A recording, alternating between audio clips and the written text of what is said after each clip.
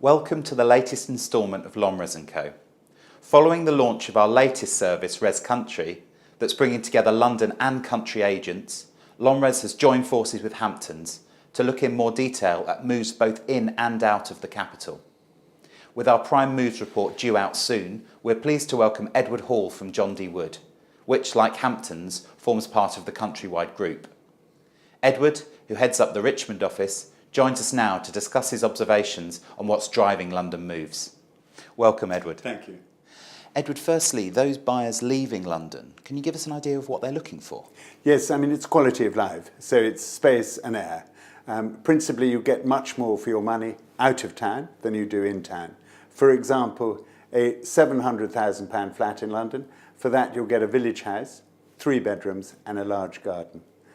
If you go up the scale, a £2 million house will give you 30 acres, a tennis court and a swimming pool. Wow.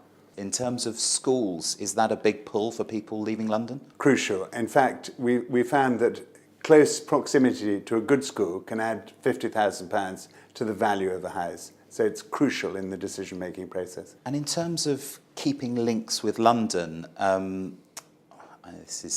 commutability is a major factor. How do you think changes to infrastructure and also improvements in technology are impacting where people are going and potentially what they're looking for? Well, it is having a big effect. Certainly people are beginning to work from home more. We see that a colleague of mine, his mother has downsized. She's moved out to Lymington, 3 days a week in Canary Wharf, 2 days from home. So this can be done. WhatsApp is a medium that is used now in our company as a way of keeping in touch. So people have to be less in the office and they're more effective out of the office often.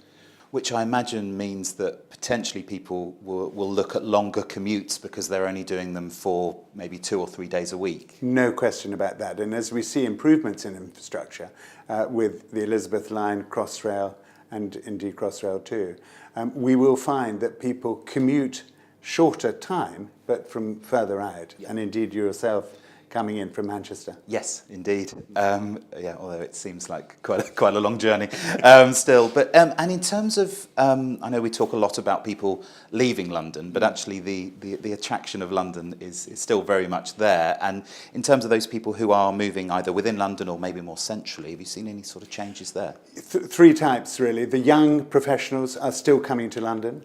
The opportunity, the pay, and indeed we see them in the eastern part of London mainly. Also some of the councils are making provision to help first-time buyers. We're also seeing people downsize and where they look for a simpler life.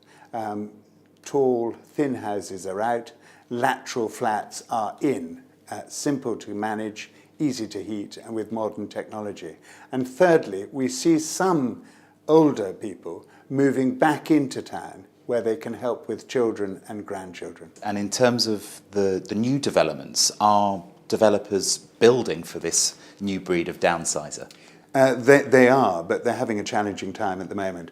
A good example is Teddington Studios, used to be the old Twickenham Studios, converted into over 200 high-quality flats with parking and also with lifts. So this is designed for older people coming back into London. Fantastic. That's been brilliant. Thank you so much, Not at all, no, pleasure.